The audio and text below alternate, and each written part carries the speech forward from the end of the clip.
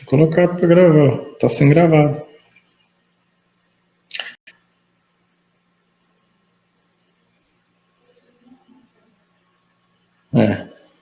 Vamos lá. Então, toda vez que aparecer para vocês isso, vamos só utilizar esse valor aqui, ó, como o IST. Opa, tá aqui, não consigo, tem que ser aqui para escrever. Vamos usar esse aqui, ó, esse verdinho, ó, como IST. O que é IST? O que é IST?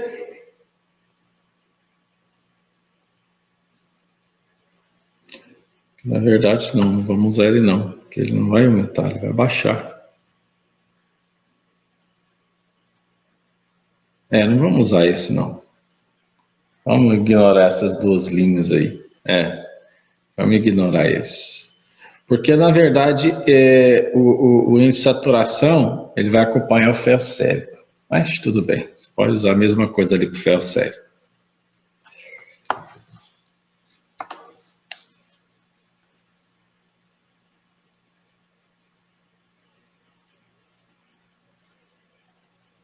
Vamos lá.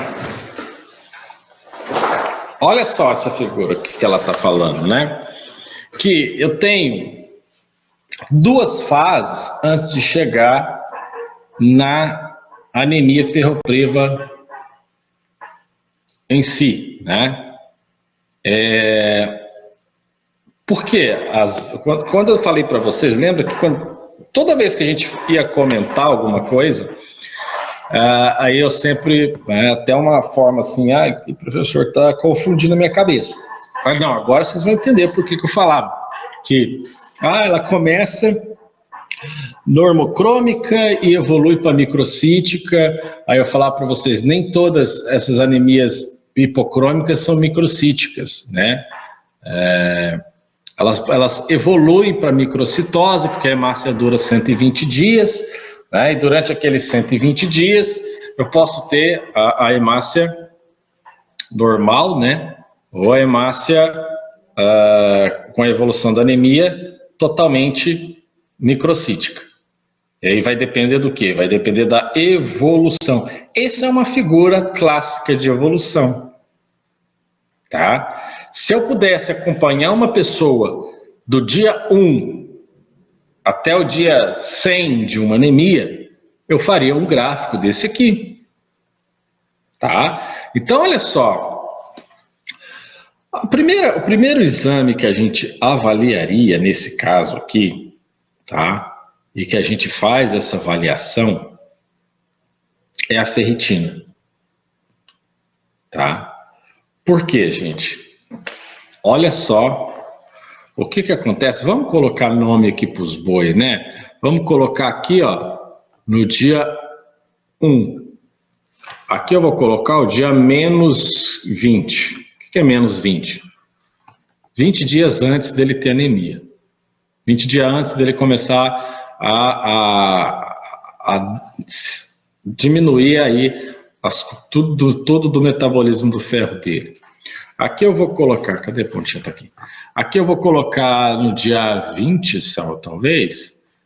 Vou colocar aqui vou colocar o dia 30, tá? E aqui eu vou colocar o dia 60. E aqui eu vou colocar o dia 120. Eu vou colocar aqui, dias. Estou inventando, tá, gente? Não vai falar aí, o cara tem anemia. Não, eu estou inventando esses 30, 60, 120, pode ser qualquer dias de anemia. Então, se o cara, só para ser didático aqui com vocês, né? Se o cara coletar todos os exames dele aqui, vai dar tudo normal, olha lá, tá até escrito, ó, normal. Tá? E por um modo ou outro, esse cara começa a ter, né? Condições clínicas que vão levá-lo à anemia ferropriva, tá? Ou ferropênica, né? Como ela é chamada hoje. Ferropriva não é o nome mais legalzão de usar, não, tá? Porque fica parecendo que estão privando o cara de comer ferro. Não estão privando ele de comer ferro, né? O ferro dele caiu a concentração na corrente sanguínea, por isso que a gente chama de ferropênica, né? Por quê? Porque nem sempre é privação do ferro. Às vezes ele está se alimentando do ferro e uma condição do organismo dele não está absorvendo esse ferro. Então ele não está sendo privado do ferro, tá? Então eu chamo anemias ferropênicas, ou anemias por deficiência de ferro, ou anemia ferropênica verdadeira, tá? Olha só o que eu quero que vocês notem, né? Olha aqui a ferritina. Ó, tá esborrachando aqui, ó. Ó, né? Agora eu confundi com a outra linha azul, que legal. Mas vamos passar ela direto aqui e fazer setinho. Ó, tá? Olha só. Se eu dosar o ferro sérico, o que vai acontecer?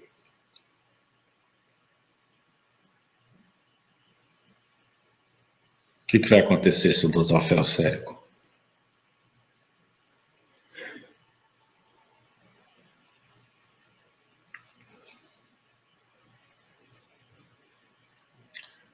Foi uma pergunta.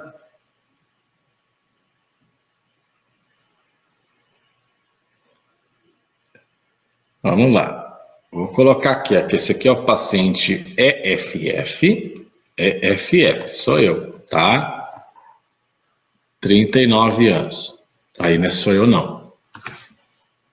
O que vai acontecer se o EFF for no dia 30 aqui? Eu vou lá no médico dia 30, tá? Tô aqui nessa setinha. Falo assim, eu quero fazer, eu quero ver se eu tô com ferro deficiência. Aí o médico fala assim, beleza, vamos fazer um ferro sério. O que vai acontecer, gente?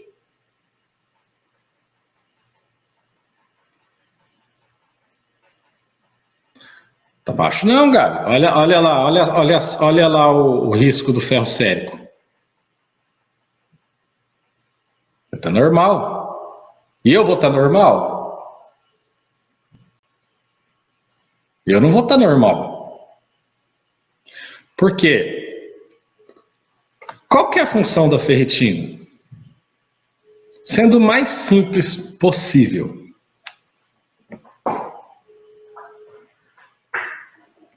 Não, ferritina. Você está confundindo com transferrina. Armazenar. Tá. Isso aí é o que é a ferritina, mas não é a função dela. Tá? Eu vou trocar para melhorar. Quem levantou a mão aí? Pode falar. Mas, professor, para você dosar a ferritina, não precisa estar o ferro sérico baixo? Para eu dosar a ferritina, eu preciso estar o ferro sérico baixo? Não. Por que assim? Entendi. Mas não.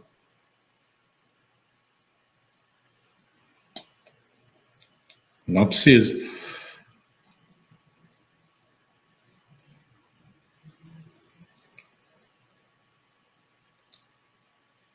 Vamos lá. O que é isso aqui? Paulo escreveu, ferro sérico normal, hemoglobinopatia. Que está lá não é aquilo ali, gente, é uma classificação a partir do ferro sérico, tá? Por quê? Lembra que eu falei no começo dessa aula? Ali já é anemia. Ali eu já estou aonde? Ali eu já estou aqui nessa seta. Ali eu já tenho hemoglobina abaixo do valor de referência. Tá? Ali já é anemia.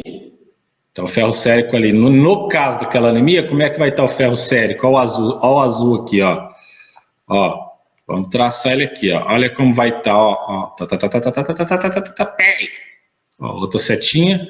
Vou pôr aqui, ó, B. Aqui eu vou pôr A, para não confundir a seta no final lá. Entendeu? Tá ali. Não, Simone, porque a anemia, de acordo com a Organização Mundial de Saúde, é a diminuição de hemoglobina. Então, só posso considerar anemia quando a hemoglobina do paciente está abaixo do valor de referência. É por isso que eu estou atentando vocês aqui, perguntando para vocês, né, como que estaria se eu dosasse o meu ferro sérico, porque todo mundo tem a ideia de que anemia é deficiência de ferro. Não, deficiência de ferro é um dos fatores que levam a pessoa à anemia. A anemia é baixa de hemoglobina. Não tem nada a ver anemia com ferro sérico. Ferro sérico é um dos problemas que vai diminuir a produção da minha hemoglobina. E aí, quando ela diminuir, é anemia. Até então, nada. Tá? O que a gente está observando aqui? Sim, o que a gente está observando aqui? A gente está observando um paciente que vai entrar em estado anêmico, que não foi diagnosticado porque o exame que foi pedido foi errado. Né? A gente sabe, por exemplo, vamos lá para o metabolismo de açúcares, né? Que a gente tem lá a nossa famosa glicose. E a gente tem o nosso famoso glicogênio. Certo? Todo mundo já estudou isso aqui, né? Glicose, glicogênio, insulina, glucagon. Qual que é a função do glicogênio?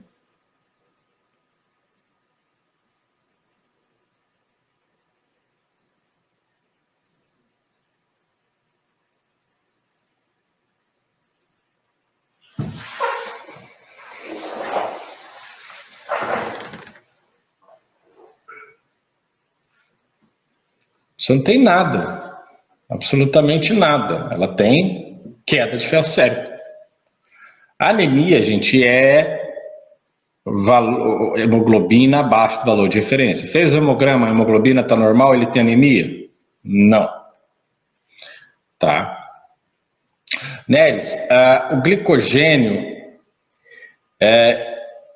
ele é reserva de energia, mas ele não tem, eu perguntei assim, qual que é a função do glicogênio? Reserva de energia é o que ele faz. Tá? Reserva de energia é o que ele faz. Qual que é a função dele? É a mesma relação que eu estou tentando fazer vocês entender entre o ferro e a ferritina. Qual é a função do glicogênio em relação ao metabolismo de carboidratos e qual que é a função da ferritina em relação ao metabolismo do ferro? Não o que é. Isso, Débora. Isso.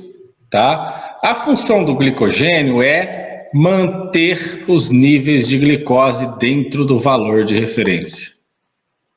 Se a glicose diminui, o que acontece? O glicogênio faz ela aumentar. E aí eu tenho aqui o fator chamado de alimentação. Qual que é a função da alimentação? Manter os níveis de glicogênio normal. Aí eu vou falar para vocês assim, é a alimentação que mantém minha glicose dentro do valor de referência? Não, não é o glicogênio que mantém, não é a alimentação. A minha alimentação vai manter o glicogênio. O resto quem faz é a insulina e glucagon. Tá? A alimentação serve para aqui também. Por quê? Qual que é a função da ferritina? Não é guardar ferro. Nosso organismo não guarda nada, nosso organismo se prepara. Tá? A ferritina, ela faz o quê? Quando o nível de ferro sérico baixa, entra em questão a ferritina, que vai fazer o quê? Aumentar os níveis de ferro. E a alimentação faz o quê? Repõe a ferritina. É um seguro que a gente tem. É como se alguém tivesse aí 2 carros. Ah, só vou usar o segundo carro se eu bater o primeiro. Beleza? Se você foi lá, bateu o primeiro carro e tem que mandar ele para a oficina, Se você não tem um carro de reserva, vai andar a pé, ou Uber, ou mototáxi, qualquer coisa. Agora, se você tem o de reserva, tá ali, você vai usar ele. E o mecânico está fazendo o quê? Arrumando o teu outro carro, enquanto você usa o carro de reserva. Então a função do glicogênio não é armazenar. No teu organismo fica guardado, ele não fica ali para o resto da vida. A função dele é manter o que eu vou utilizar dentro do valor de referência. Se eu não tivesse glicogênio, se não existisse o glicogênio para a gente ia desmaiar a cada 20 minutos. A gente tinha que andar, só podia andar de 2 em 2 na rua, né? O cara desmaiou, dá açúcar para ele. Aí chegou, andou mais 2 esquinas, ele desmaiou de novo, dá mais açúcar para ele. Então, o glicogênio não deixa isso acontecer, por quê? Porque a função dele é manter a glicose dentro do valor de referência. A ferritina é a mesma coisa. Qual que é a função da ferritina? Manter o ferro dentro do valor de referência. Agora, o que está acontecendo aqui? Vamos trocar a cor da caneta. A caneta está preta agora. O que está acontecendo aqui? Por que o nível de ferro aqui está normal?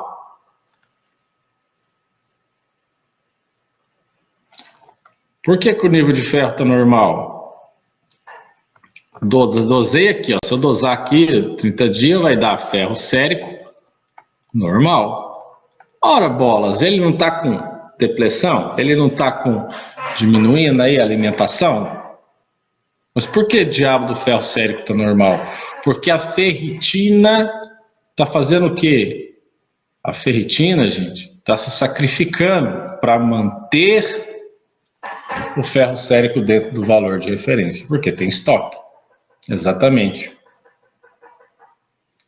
Então, o ideal é dosar os dois. Mas se você tiver que escolher um, você vai escolher quem? Ferritina. Tá? Ferritina. Porque o ferro sérico, ó, só começa, vou fazer uma bolota aqui embaixo, ó, o ferro sérico, vou fazer uma bolota aqui e uma bolota aqui, ó. Vamos colocar aqui de novo o B e aqui o A, que é a mesma coisa, tá? E aí, o que eu vou falar para vocês aqui? O ferro sérico, gente, tá aqui, eu perco a bolota do zóio aqui toda hora. A ferritina fica mantendo ali os níveis de ferro sérico normal. Agora, o milagre não acontece por muito tempo. Se a minha alimentação, ó, que eu coloquei aqui do lado, se a minha alimentação não repõe a ferritina por algum motivo, ou alguma coisa no meu organismo faz com que essa ferritina não seja armazenada, chega uma hora que ela não dá conta mais, que ela fala, amigão, fui, não aguento mais não. O que acontece aqui, ó, os níveis já baixaram da ferritina. Ela não consegue mais manter o ferro sérico dentro do valor de referência. O que acontece com o ferro sérico? Aí começa a despencar. Tá? Essa aí que é, né, a grande sacada do negócio aqui das anemias. Por deficiência de ferro. Enquanto eu tiver ferritina, os meus níveis de ferro vão estar normais. Por quê? Porque o ferro, gente, é uma molécula nobríssima para a minha medula óssea. Enquanto o ferro sérico está normal ali, ó, a minha hemoglobina também, o meu VCM também está, o meu RDW também está. O problema da anemia é quando baixa o ferro. Quando baixa o ferro ali, aí é festa, né? O que acontece com o organismo? Cai tudo. Né? Cai o que tem que cair e aumenta o que tem que aumentar. Mas nada fica normal. Porque o salvador da pátria ali chama-se ferritina. Exatamente. O ferro segura as pontas ali. Até a ferritina segura as pontas ali até a hora que der. Né? A ferritina está salvando a vida ali da galera toda. Né? Está segurando o prédio ali até todo mundo sair. Na hora que todo mundo sai, não tem jeito. Né? Daí o prédio cai. Tá? Por isso que a gente tem que ter o quê? O equilíbrio na alimentação, né? Por que o equilíbrio na alimentação? No meio do caminho ali, a ferritina tinha que ser reposta. Para o ferro sérico continuar normal e eu não entrar no estado ali de anemia ferropriva. Entenderam até agora?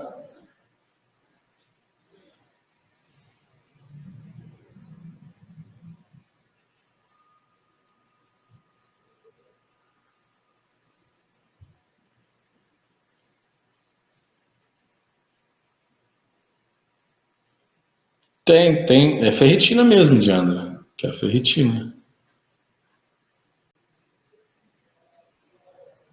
Vou pedir lá a ferritina que o laboratório faz.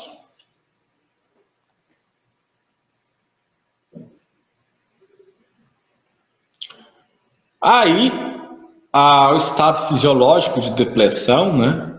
Pode falar, que perguntou. Então, professor, já tinha dito que na situação em que tem que se fazer a dosagem tem que ser feita dos dois, do ferro e da ferritina. Mas numa situação em que temos que escolher apenas uma, temos que escolher a prioridade da ferritina. Sim, por quê? Olha só, lá no final, a anemia ferropriva, tá vendo? Lá no final, na última coluna, a ferritina e o ferro estão baixos. Qualquer um que você dosar, vai dar baixo. Mas se você ainda não está no estado de anemia ainda, né? Você não entrou no estado de anemia ferropriva ainda, se você dosa ali, ó, no começo, o ferro vai dar normal. Entendeu? Então, o que é bom seria fazer os dois, mas vamos supor que a pessoa não tem grana ali para ir no laboratório para fazer. Eu quero fazer, vamos supor que você quer fazer o teu controle do teu ferro aí, mesmo não tendo sintoma. Falei, eu quero saber como é que está a minha ferritina, né? Para ver se eu estou tendo algum problema ou não, né? Porque o problema só acontece quando a ferritina acaba. Então não tem por que você dosar ferro sérico. Porque quem está ali caindo é a ferritina. Então, se você ficar toda vez, você fala assim, eu vou fazer um controle do meu organismo em relação à ferrodeficiência, e ficar dosando ferro sérico, ela vai dar sempre normal, se você é uma pessoa que se alimenta bem. Mas, por algum motivo, o teu organismo ali, né, dá uma falhada na absorção do ferro, por exemplo, ou você começou a ter uma doença crônica, e se você ficar fazendo ferro sérico, você nunca vai saber. Tá? Você está com a ferritina baixa, mas você não sabe. Tá? Pode ter casos, gente, em que a tua ferritina fica aqui a vida... Oh, meu Deus, cadê o risco? Está aqui, ó. Que a ferritina fica aqui a vida toda. Sempre baixa, sempre baixa. Só que se você ficar dosando ferro sérico, olha como é que ela vai estar aqui no caso da ferritina aqui nessa. Vai estar normal. Você nunca vai perceber que sua ferritina está sempre abaixo do valor de referência. Por quê? Você não consegue subir essa ferritina. Ela está sempre sendo usada, sempre sendo usada. Pois não? Professor, pode acontecer de ter, tipo, a ferritina normal e o ferro sérico baixo? Se pode acontecer da ferritina, pode acontecer. Ferritina normal e ferro sérico baixo. Doença inflamatória faz isso. Eu posso ter ferritina muito elevada também em caso de inflamações também crônicas, ferritina elevadíssima e ferro sérico normal abaixo. Então a gente vai estudar esse quadro, né, de como que as coisas vão estar, porque aí vai depender. São esses raciocínios que a gente vai usar para fazer o diagnóstico para saber se é carência verdadeira, por isso que chama carência verdadeira de ferro. Porque às vezes você dosa tudo, dá tudo como baixo, mas quando você interpreta a capacidade total de ligação do ferro, insaturação de transferrina, ferritina e ferro sérico, você vai ver assim, não, o cara tem ferro, o cara tem ferritina, mas não está chegando na medula. E aí você tem uma anemia microcítica hipocrômica com ferro elevado. Aí você fala assim, como isso é possível? Né? É considerada anemia, porque a hemoglobina está abaixo do valor de referência. Lembra sempre, tá, gente? A anemia é queda da hemoglobina, por qualquer que seja o fator. O ferro é um dos fatores, tá? Assim como o B12, assim como o folato, assim como a eritropoetina. Você pode ter tudo normal, mas se sua hemoglobina está 11, você tem anemia. Por qualquer que seja o motivo.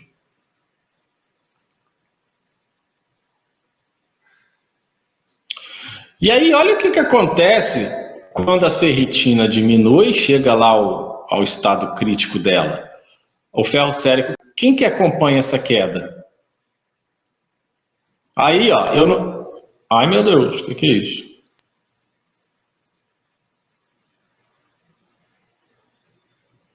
Entendeu? Pipoca aqui, quase que eu fiquei surdo. O que vai acontecer nesses casos, gente? Hemoglobina, aí sim, né? A hemoglobina começa a baixar, tá? Se o ferro some, o que acontece? Eu preciso de ferro para fazer hemoglobina, tá? Tá aí, olha, tô vendo ela aqui no celular, vocês não estão vendo?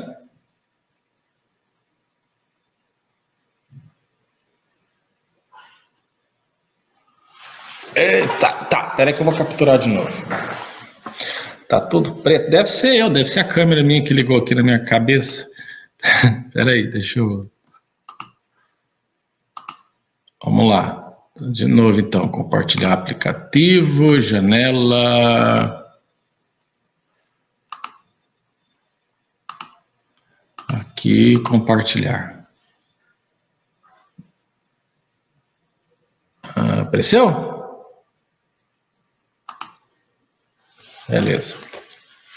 É que deu um pico aqui de alguma coisa, deve ser do sinal da internet, por isso que eu falei, deu um eco no meu ouvido aqui, quase que eu fiquei surdo, deu retorno da minha voz pelo fone de ouvido. Bom, aí, gente, olha só que legal então, né? Quando eu vou perdendo, deixa eu baixar aqui essa foto, isso aqui. Quando o meu ferro sérico baixa, né? Abaixa não, parecendo que ele agachou. Quando o ferro sérico baixa, é porque a ferritina já não consegue mais segurar as pontas. E aí, como eu preciso do ferro para fazer hemoglobina, e esse ferro começou a faltar, ele vai diminuindo. Aí eu tenho a diminuição simultânea da hemoglobina e do VCM. Tá? A hemoglobina é relacionada ao CHCM, para dar hipocromia, e o tamanho da célula VCM, que acompanha um pouco mais devagar. Tá? E aí, que eu sempre falo para vocês lá, ó, olha o RDW que legal. Ali até então ele tá beleza. Quando eu começo a ter... Quando eu começo a não jogar ferro e fazer hemoglobina, que as hemácias começam a vir microcíticas, e aí começa a misturar a microcitose com as células normais que duram 120 dias. Olha o que acontece com o RDW. Né? Então, gente, essa foto acho que... Nossa, muito melhor do que várias outras fotos que eu já vi. Muito inteligente essa foto. Né? Porque ela mostra a evolução correta. Se eu pudesse escrever sobre essa foto, daria para escrever umas 10 folhas só olhando o que essa foto está mostrando para a gente. Tá? Só olhando o que essa foto está mostrando para a gente. Então, quanto mais evoluída está a anemia, menor está o VCM, mais baixo está o ferro, a ferritina já foi para o beleléu há muitos anos, né? E aí sobrou a gente comentar sobre a capacidade total de ligação para o ferro, que ela aumenta, ela não diminui. Por que a capacidade de ligação do ferro aumenta? Porque quanto menos ferro a gente tem no organismo, claro que menos ligações ele vai fazer com a transferrina. E aí, sobra espaço na transferrina. Esse sobra espaço significa o quê? Que o ferro tem capacidade de se ligar a ela. Só não tem ferro. Só não tem ferro. Entenderam o TIBC ou o CTLF, que é a mesma coisa, tá? Se eu fosse traçar aqui... Pode falar, Nelson. Professor, peço para explicar de novo o CTLF, por favor. Capacidade de ligação do ferro é a capacidade que o ferro tem de se ligar aos receptores de transferrina. Por exemplo, eu tenho aqui, vamos supor que bolotinha aqui é uma transferrina, né? Então tem 1, 2, 3, 4, 5, 6, 7, 8, 9, 10. Vamos supor que nessa transferrina aqui cabe 10 moléculas de ferro, tá? Em condições normais, tem lugar só, não tem ferro. Isso. Em condições normais, o que acontece? Ó, eu tenho ferro ligado a tudo aqui. Tá. A gente tem alguém com áudio ligado. Sou eu, professor. Ó, então eu tenho ferro ligado aqui.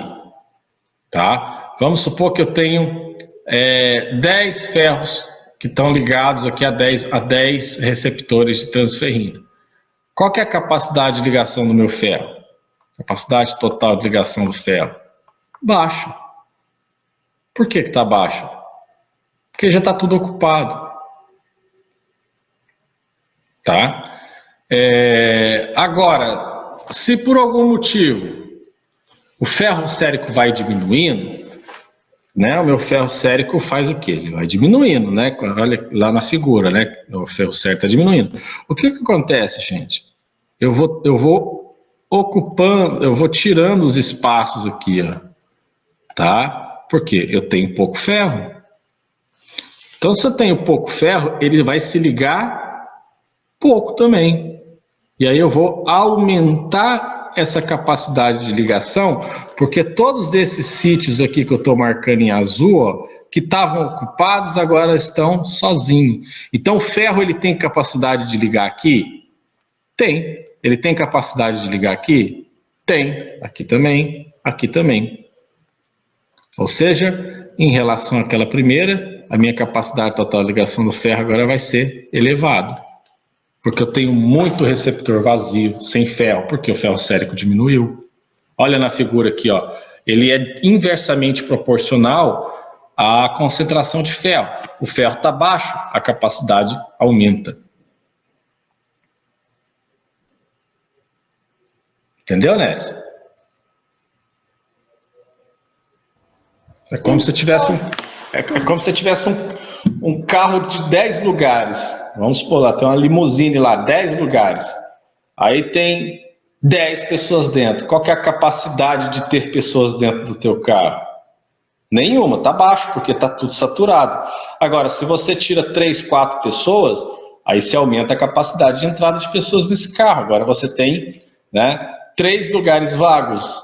É o que acontece com a transferrina, porque eu diminuí a concentração de ferro e aí a molécula fica mais vazia. Então ela me dá essa capacidade de ligação, tá? Quando eu tomo aqui o sulfato ferroso, o que vai acontecer? Ele vai saturar a transferrina de novo. Aí a capacidade de ligação do ferro baixa. E o índice de saturação? É o contrário. Saturação também. Se eu tenho muito ferro, a saturação está elevada. Se eu tenho pouco ferro, a saturação está baixa. Saturação é a concentração total que está ligada naquele momento, né? Que é um cálculo entre ferro sérico e a capacidade total de ligação do ferro. Se eu fosse traçar aqui, ó, o índice de saturação de transferrina, tá? Que é índice de saturação de transferrina. Ele acompanha o ferro. Então, como é que ele estaria aqui, ó?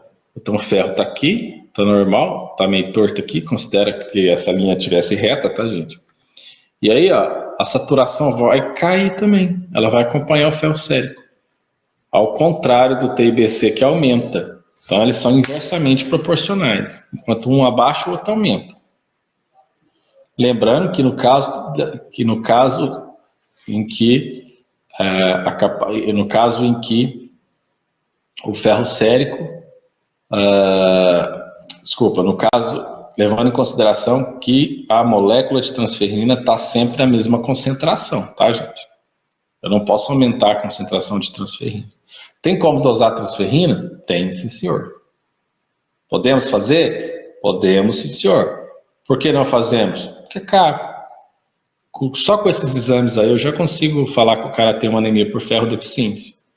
Não preciso extrapolar para o negócio de zinco protoporfirínico, receptor de transferrina, não precisa. A não ser que o cara é rico e fala, eu quero fazer todos os exames do laboratório. A gente faz, né?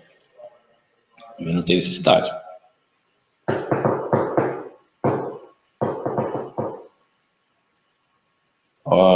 Ixi, já? 9h37 agora.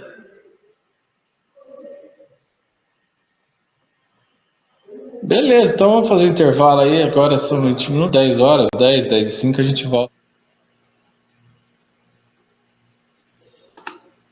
Bom, gente, então vamos lá. Tô vendo o que tem de importante aqui nos slides para passar para vocês, tá? Tirando as nossas discussões, né? Que são mais interessantes, porque os slides, depois eu vou ter que dar uma revisada neles, que tá muito blá blá blá, né? Tá muito longo, né? Quando a gente vê uma anemia aqui, hipocrômica, né? E aí, pelaquela classificação que eu passei para vocês, a gente já sabe quais as anemias que a gente elimina e quais são aquelas que a gente continua os estudos, né? Deixa eu ver um negócio aqui. Tá, tudo certo. Tá vendo se meu som estava ligado aqui, sem ter que desconectar. E aí, a gente já sabe ali que é sangramento crônico, a gente já sabe que é uma carência verdadeira, a gente já sabe que pode ser uma carência relativa em grávidas, e as anemias inflamatórias, né, que a gente chama de doença crônica. Então, a gente precisa fazer as dosagens, né, desse ferro sérico, capacidade total de ligação do ferro, tá? O que a gente vê nessas anemias é o que vocês já sabem, tá? Sempre vai ter uma hipocromia com CHCM aí abaixo do valor de referência. Abaixo do valor de referência, cadê? Tinha um slide falando isso? Aqui. Né? Vai ser aí, né, uma anemia hipocrômica. E como ele já está em estado de anemia, né, a gente já está naquela parte da figura lá que está escrito anemia ferropriva, e aí a gente confirma isso com ferro sérico, não a anemia porque o paciente já tem, né, mas esses dois tipos, esses dois grupos de anemias, né, que uma é relacionada às sideroblastoses e as hemoglobinopatias e talassemias, e o outro lado, que é o que interessa para a gente hoje, né, que é a diferenciação aí Peraí. Recém-nascido, RN, recém-nascido, que é normal a anemia nesse grupo de pacientes, tá? E aí, né, o ferro sérico ele serve para direcionar a gente para esses tipos de anemias aqui, tá? Mas sempre você vai ter hipocromia, tá bom? Ou seja, CHCM abaixo do valor de referência e tendo ou não microcitose, tá? Quanto mais grave for a anemia, quanto maior o lapso temporal dessa anemia, mais microcítica vai ser a hemácia dele. Por que a gente não vai direto no microcítico hipocrômico? Porque às vezes ela é normocítica, tá bom? Quando faz o diagnóstico mais rápido, tá? Isso que eu tô falando. Porque vocês vão ver muito que elas estão classificadas dentro das microcitoses. Então, por isso que eu classifico só como hipocrômico, e aí a microcitose vai depender do que a gente olhar na lâmina. E agora, com a figura que eu passei para vocês aqui antes do intervalo, vocês já vão compreender bem por que lá no início ela está normocítica, né, e depois ela passa para ser microcitose, quando despenca mesmo os índices aí de concentração de ferro, ferritina, e aí o VCM também começa a baixar. Quem foi que levantou as mãos? Professor, você não tinha comentado na outra aula que necessariamente quando ela é microcítica, ela é hipocrômica também? Ela é hipocrômica, e aí com a evolução ela se torna microcítica. A gente sempre olha como a anemia ela é diagnosticada pela hemoglobina, a gente também classifica pela hemoglobina, que é o CHCM, tá? Agora, a questão da microcitose vai com a evolução dela, e eu volto a dizer que inicialmente, essas anemias elas são hipocrômicas porque a hemácia dura 120 dias e elas vão sendo substituídas por hemácias microcíticas que vão ficar evidentes com o passar do tempo da anemia, tá? Sempre hipocrômico, às vezes microcítico, tá? Aí lá na evolução, quanto mais para frente tiver, né, quanto mais tempo essa pessoa tiver anemia, aí ela se torna, sim, microcítica e hipocrômica, tá? E 100% delas são microcíticas e hipocrômicas. Mas hipocromia sempre, microcitose nem sempre. Entendeu?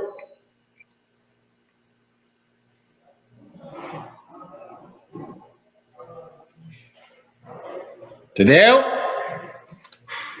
Beleza? Sempre pensem em evolução, tá, gente? Evolução do caso, como que esse caso está evoluindo, se ele está evoluindo para melhora, se ele está evoluindo para piora, se houve ou não tratamento com ferro, né? Se for uma anemia do ferro sérico normal, das hemoglobinopatias, por isso que eu não gosto de fazer classificação de microcitose. Por que eu não gosto de fazer classificação de microcitose? Por exemplo, na hemoglobinopatia, principalmente na S, o paciente vai apresentar uma hipocromia, tá? Às vezes apresenta uma normocromia, por isso que ela tem classificação tanto em normocrômica quanto em hipocrômico. Porém, por que a talassemia ela tem microcitose, mas por que a hemoglobinopatia nem sempre tem microcitose? Por causa da resposta da medula. Quando a medula responde, e ela responde com reticulócito, o reticulócito é uma célula maior do que a hemácia. E isso vai fazer com que o VCM fique normal. Tá? Então a gente precisa ter cuidado nessas classificações. O certo, gente, é sempre a gente pensar, né? Se a gente pensar na evolução, tá? Vamos lá. Agora, para classificar, né, quando a gente vai falar sobre isso, então eu vou separar para vocês aqui, deixa eu pegar uma caneta para anotar, que eu vou separar para vocês. O meu cérebro não está funcionando bem. Porque assim, a gente vai falar sobre a deficiência de ferro, como que estão os índices, né, ferritina, ferro sérico, capacidade total de ligação do ferro e saturação transferrina, tá? Anemia crônica, de doença crônica, né, não crônica, e o sangramento, tá? E o sangramento crônico. Tecnicamente, as anemias por sangramento crônico, quinta é presencial? Sim, quinta é presencial é a nossa leitura de lâmina, tá? Então, geralmente, gente, quando a gente tem essas anemia, tanto por sangramento crônico, quanto a anemia da deficiência de ferro, o sangramento encaixa em deficiência de ferro, mas a etiologia, né, ou etiopatogenia, ou etiopatologia é diferente entre as duas, tá?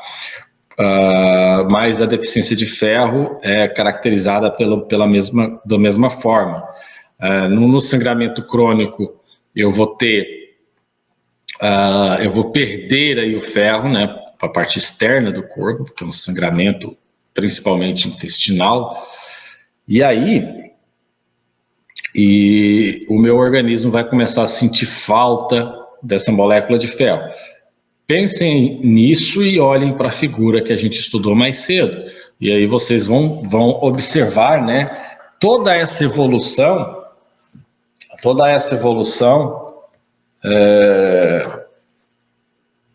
depende da idade, PH. Depende da idade. Se for pacientes mais velhos, sim. Pacientes mais novos é a deficiência verdadeira de ferro. Carência verdadeira de ferro. Tá? Então, toda vez que for pensar em sangramento crônico, vocês pensem que o ferro vai embora e aí vai simular essa deficiência. Simular não, porque é verdade, é a deficiência de ferro mesmo, né? Mas simular como se a mesma coisa que acontece quando uma pessoa deixa de se alimentar normalmente, tá? E aí a gente tem que ficar de olho nessas coisas. Então, vamos começar aqui, né? Pelo ferro sérico. Tá? Vou pôr só FS, capacidade, aí depois eu vou pôr ferritina, ferritina. Estou escrevendo uma tabela aqui na mão, para ficar mais fácil para eu já saber o que eu explico para vocês. Depois eu vou colocar a capacidade total de ligação do ferro e índice de saturação da transferrina, e a gente vai explicando aí um por um. Bom, e sobre o sangramento agudo, não tem a ver com anemia ferropriva? Agudo tem a ver com normocitose e com normocromia, Paulo, porque a pessoa perde o sangue, na hora ali, em quantidades elevadas, aí é como se eu tivesse substituindo as células por água, né? Porque o nosso organismo tenta manter a volemia, né? Que é aquela quantidade de sangue circulante, mas sem células, né? Porque você perdeu, e aí o teu organismo vai demorar um pouco para repor essas células. Então, o que acontece? Você perde ali as células, e isso é reposto pela volemia, pela quantidade de líquidos, né? E não de células. Então, vai abaixar aí a concentração de hemoglobina, porque você substituiu a célula que tem hemoglobina por água, né? Eventualmente, ali, pela quantidade a mais de água que você tem no sangue, você vai diminuir o hematócrito, né? E aí também vai diluir a hemoglobina. Então, pensa que você tem um tubo de sangue na mão, aí você vai lá, tira 1 ml e tira 1 ml de sangue total e volta 1 ml de água. Então, você equivalentemente, você diminuiu o número de hemácia, você diminuiu a hemoglobina e você diminuiu o hematócrito. Quando você diminui os três, no cálculo de equivalência, ela vai cair como normocítica e normocrômica. Tá? Só para eu te explicar o cálculo, se você divide, por exemplo, você faz uma divisão 1 dividido por 1, vai ser 1. Agora, se você equivale 50 dividido por 50, continua dando 1, apesar que os valores estão acima do normal. Então, é mais ou menos isso que acontece quando você faz o cálculo de VCM, HCM e CHCM, quando você diminui equivalentemente todos os parâmetros do sangue. Então, qualquer que seja a quantidade que você coloca, a resposta vai ser sempre a mesma. Isso é a normocitose com normocromia. Você não diminui nenhum dos isoladamente, você diminui todo junto. Vamos lá, quando a gente tem a deficiência de ferro verdadeira, tá? A gente sabe que, e aí eu vou falando sempre com sangramento crônico e deficiência de ferro junto, tá? A gente vai ter ali acho que não tem nenhum slide explicando isso, deixa eu ver aqui, mas eu acredito que não.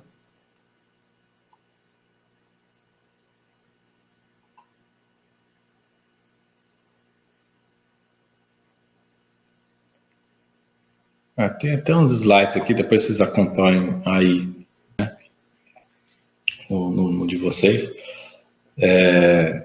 Então a gente vai ter, como o nosso problema, olha o nome da anemia, né? Anemia por deficiência de ferro, tá? Então, gente, o ferro sérico vai estar como? Está baixo, tá?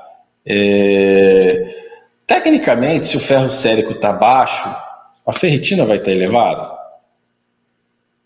Como que vai estar a ferritina aí? Já está mostrando na tela para vocês.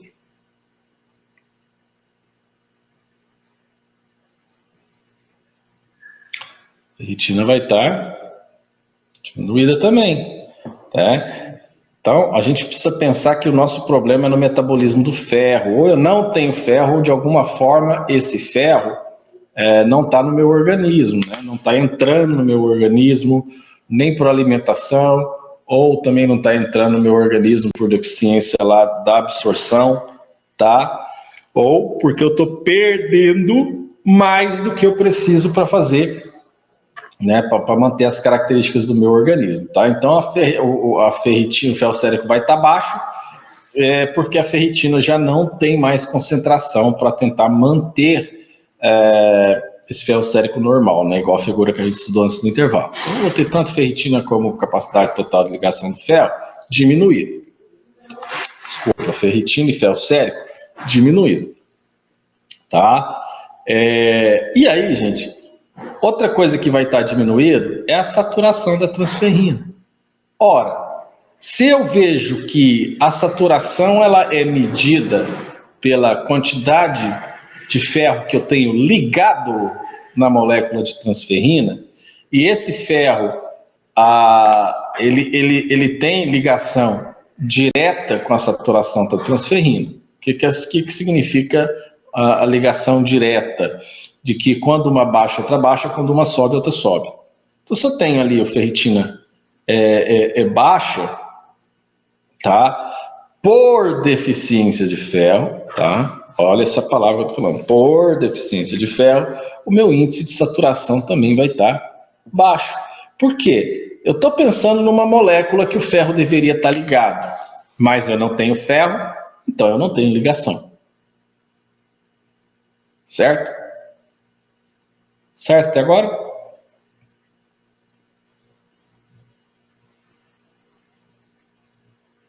Espero que sim. Tá? E aí, como a capacidade total de ligação do ferro ela é inversamente ligada à saturação. O que é inversamente ligada à saturação, gente? A saturação é o que está ligado e a capacidade é o que eu tenho para ligar. São ao contrário. A capacidade total de ligação do ferro é receptor vazio. Índice de saturação é receptor cheio. Esse ST e CTLF está tudo certo. Eu fico preocupado porque é um raciocínio, talvez, precisa de mais um tempo para ter um entendimento, né? Mas é simples, tá, gente? A capacidade de ligação do ferro é o que eu posso ligar. E saturação é o que eu já tenho ligado. Então, se eu tenho uma molécula saturada, cheia de hemoglobina, a capacidade vai estar baixa. Não vai? Agora, no caso da deficiência por ferro e no caso do sangramento crônico, e aí vai entrar algumas características de sangramento crônico que eu preciso falar para vocês, porque às vezes a gente pensa no sangramento só quando o sangue está indo embora, né? E aí, o que eu vou ter? Eu vou ter que a capacidade total de ligação do ferro vai estar elevada.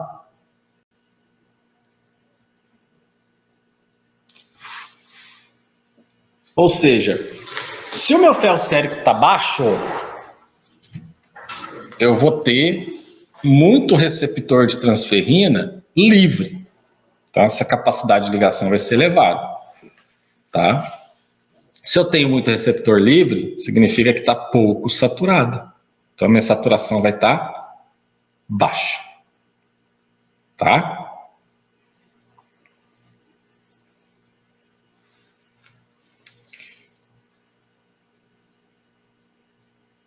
Agora o probleminha. Aqui tá fácil, tá, gente? Então, dosou ferro sérico, ferritina, capacidade total de ligação do ferro e saturação da transferrina. No caso das anemias por deficiência de ferro e sangramento crônico, ferro sérico baixo, ferritina baixa, saturação baixa, capacidade de ligação elevada. Tá? Bueno, o que vocês precisam pensar aí no caso de sangramento crônico? Tá? Tô perdendo sangue. Se eu tiver uma verminose, por exemplo, ancilóstomo, eu vou ter esse padrão de sangramento crônico?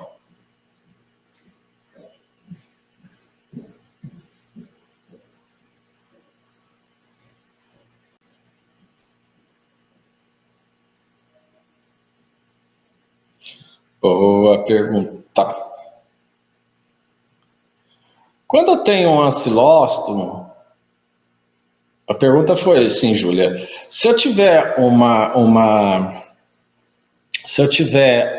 ancilóstomo é um verme, a gente viu ele na semana passada, acho que eu pedi para vocês entrarem lá no Google para ver a foto da gracinha, muito bonitinho, ele tem dente, tem tudo, porque ele é hematófago. Que também tem o Necator americanos, né, que são os dois, ancilóstomo duodenale e Necator americanos, tá? E esses são hematófagos. Eles se alimentam de sangue. É considerado uma perda sanguínea? Uma depleção? Sim, exatamente. Quando eu tenho um problema de absorção, por exemplo, síndrome da má absorção causada pela Giardia lamblia em crianças, né? Que é aquela parasitose que, eu vou falar a palavra feia, tampa lá a absorção dos nutrientes a nível de microvilosidades. Essa falta de absorção vai causar depleção?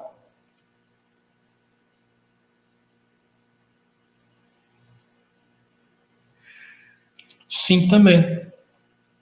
Tá? É isso que eu quero que vocês consigam pensar, que a deficiência de ferro, gente, ela pode ser uma deficiência absortiva ou pode ser uma deficiência porque eu estou perdendo ou utilizando a mais do que eu estou me alimentando.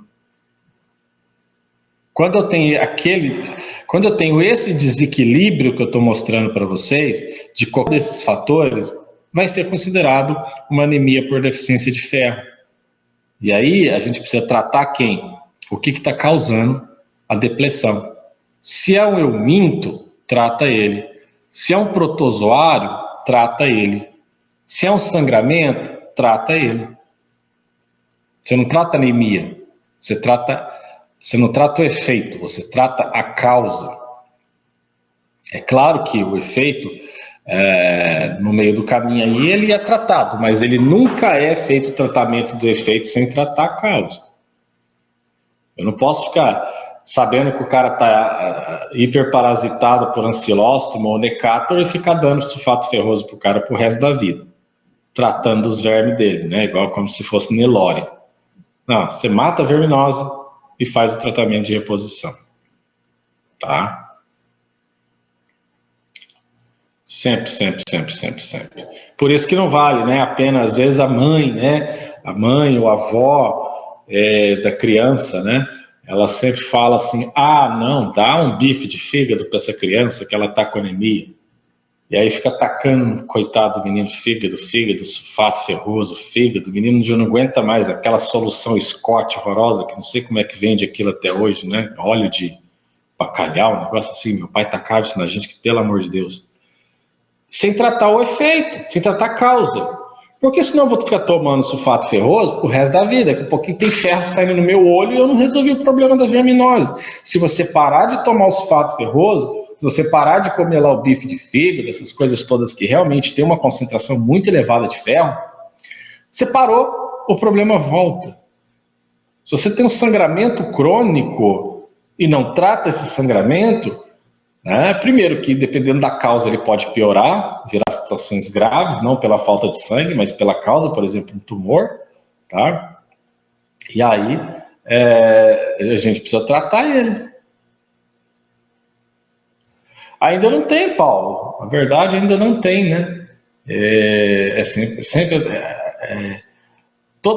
Toda anemia que acontece em criança, geralmente, a mãe nem tanto, mas a avó, principalmente, que é mais antiga, tá? Associa com péssima alimentação, ou associa que a mãe está tratando a criança de forma errada.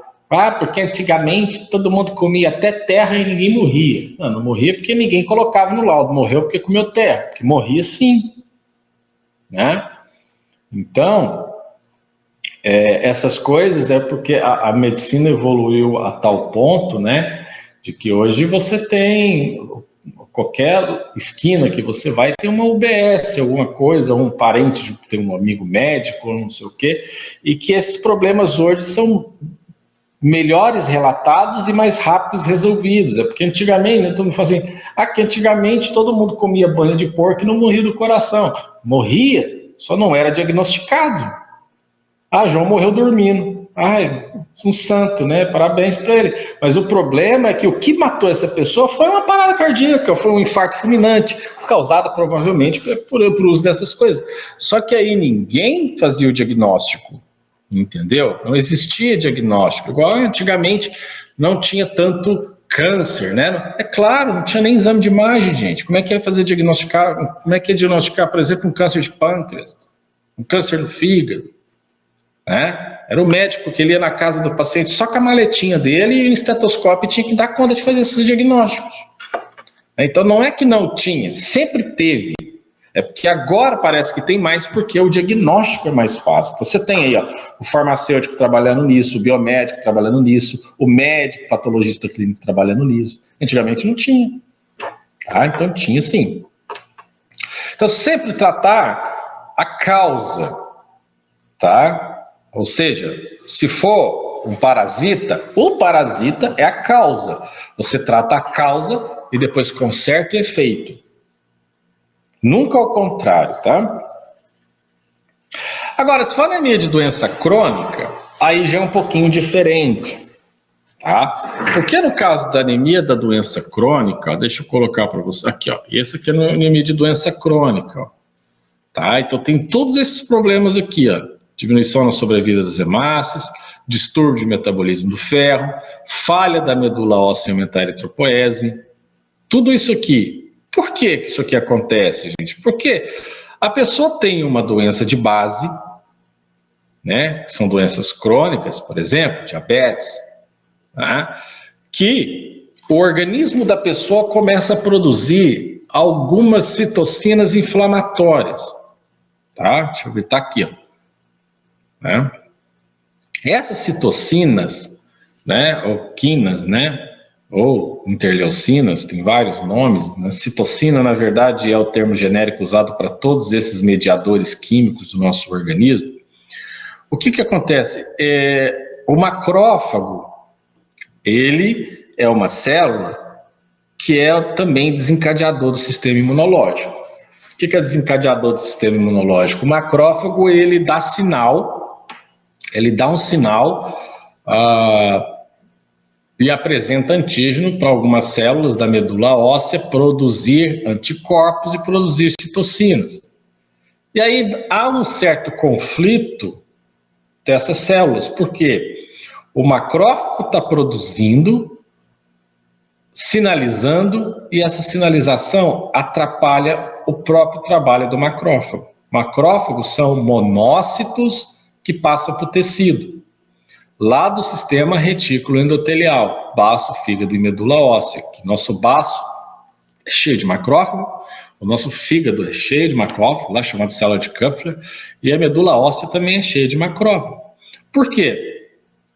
Além dele ter que estar nesses locais para sinalizar para o sistema imunológico como que o sistema imunológico deve lidar com algumas situações, né, inflamatórias, infecciosas, ele também leva todo o ferro reaproveitado, que é aquele que foi tirado lá no baço, para a medula óssea para ele ser reutilizado. Só que esse excesso de citocinas faz com que o macrófago não libere esse ferro para a medula óssea. Então você tem um padrão um pouco diferente do que a gente teria. Olha aí as citocinas, ó. Interleucina 1, interleucina 6, fator de necrose tumoral alfa, interferon gama, tá? Essas citocinas atrapalham diretamente esse metabolismo, tá? Elas são úteis, né? Mas elas atrapalham algumas vias do nosso metabolismo, que são essas citocinas. É para ajudar o organismo, mas ela atrapalha, o efeito colateral dela é entre o macrófago e a liberação do ferro, tá?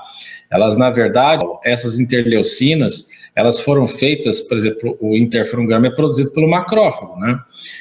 Para que o interferon gama serve? Ele sinaliza para a medula que a gente precisa de mais macrófago. Então ele produz monócito. A medula sinaliza para a produção de monócito, o monócito cai na corrente sanguínea e no máximo ali em 4 horas ele já está na medula óssea, já está no baço, já está no fígado, para ser utilizado, né? Então, quando ocorre essa mediação no sistema imunológico, e às vezes ela ocorre por um excesso, Tá? Vou dar um exemplo prático para vocês entenderem. Há uma grande discussão dentro da medicina no uso de corticoide no tratamento do Covid. O que o corticoide faz? Diminui a resposta inflamatória. O que o corticoide faz? Diminui a liberação dessas interleucinas, desses fatores de necrose tumoral e desses interferons. Aí, se você diminui se você toma um corticoide, o corticoide inibe o sistema imunológico em partes de produzir essas citocinas para sinalizar um ataque ao organismo, né? Tecnicamente, algumas referências bibliográficas falam que você pode estar prejudicando o paciente no tratamento. Só que o sentido da coisa o que mata o organismo da pessoa não é o vírus. Covid não faz nada com o organismo. Covid nada mais, nada menos é uma partícula que não tem vida, que é uma proteína envolta a um ácido nucleico, que é o RNA, e que está perpetuando a espécie se multiplicando dentro de célula pulmonar. Né? Porque é um vírus respiratório. Não se multiplica no sangue, igual tem artigo falando. Não existe sangue, não tem nem DNA. Por que o vírus vai entrar numa hemácia se não tem DNA para ela se multiplicar? Não tem enzima para ela multiplicar, não tem polimerase para ela multiplicar, não tem ribossomo para fazer tradução. O que ela foi fazer lá dentro da hemácia? Ela não está dentro da hemácia. Né? Tem um monte de artigo falando isso. Tem médico falando isso no YouTube, no Instagram, no Facebook, não sei mais aonde. Né? Que ela invade o sangue. Não é que ela invade o sangue, gente. O que mata a pessoa não é o Covid. O que mata a pessoa é o excesso de estado inflamatório, né, em que um excesso de células vão invadir, né, células de defesa vão invadir alguns tecidos para tentar combater o local que esses vírus estão, e aí eles acabam prejudicando o próprio organismo. Então, você tem essa discussão de tomar ou não tomar esses diminuidores de resposta imunológica, são os corticoides. Porque se você toma o corticoide, você inibe essa resposta exacerbada, né, de citocinas inflamatórias, o que tecnicamente pode diminuir a migração de células de defesa para o local, o que pode parar de prejudicar, por exemplo, célula cardíaca, célula hepática, célula renal, célula pulmonar. Exatamente. É um excesso porque a inflamação ela chega arrebentando com as coisas todas, né? Não é só o parasita em si que ele destrói, né? Ele acaba destruindo o organismo da pessoa. E aí, alguns médicos propõem que se você diminui esse ataque ao organismo, você preserva os órgãos da pessoa. Por que algumas pessoas não concordam? Porque você não tem um antiviral, porque o certo é, você toma um antiviral e diminui a resposta imunológica do organismo, preservando os órgãos. Mas como você não tem um antiviral ainda que mata esse vírus, se você corta a resposta inflamatória do organismo, né, a migração de células, principalmente células T, CD8, né, que são as que atacam células invadidas por vírus, você pode estar prejudicando. Mas as pessoas estão tomando, né, o corticoide, só que por um tempo reduzido. Então, essas citocinas, o que eu quero explicar com tudo isso? Essas citocinas, elas são produzidas pelo organismo na ideia de ser benéficas, mas o excesso delas é a que mata a pessoa. Por exemplo, quando a gente tem um ataque por uma bactéria chamada Staphylococcus aureus, né, que ela produz superantígenos, que a pessoa, os que não morrem, não bate bem para o resto da vida. O que são superantígenos? São citocinas, são quimiocinas produzidas pelas bactérias que mantêm o sistema imunológico sempre produzindo citocina. A pessoa tem um choque tóxico de tanta citocina que ela produz. Por isso que chama síndrome do choque tóxico, né, causada por superantígeno bacteriano. Porque elas começam a célula começa a produzir tanto interferon, tanto interleucina, tanto fator de necrose tumoral, que aí onde ela tiver, o sistema imunológico tá. E aí ele vai atacando. Aí ele vai, né, lesionando o tecido da pessoa. E aí, no caso dessas inflamações, desse excesso de citocinas, elas prejudicam o quê? A saída do ferro do macrófago, para a medula utilizá-lo aí, né, para fazer a hemoglobina. Então, tecnicamente, ali você vai ter ferritina, tá? A tua ferritina vai dar normal ou vai estar elevada, tá?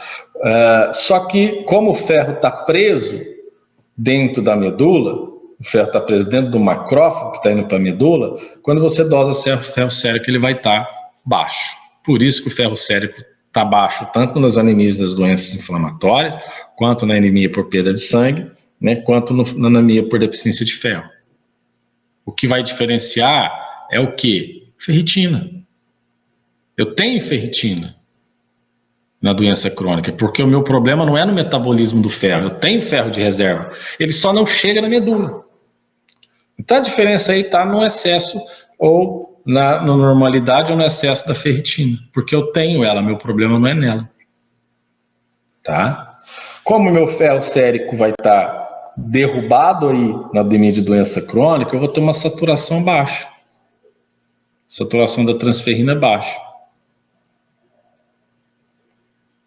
Tá? E com uma capacidade que vai dar normal ou elevado.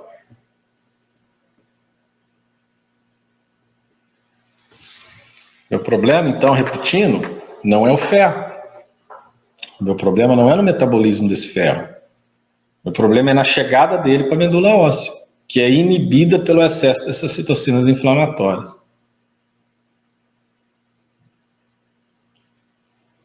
Certo, gente?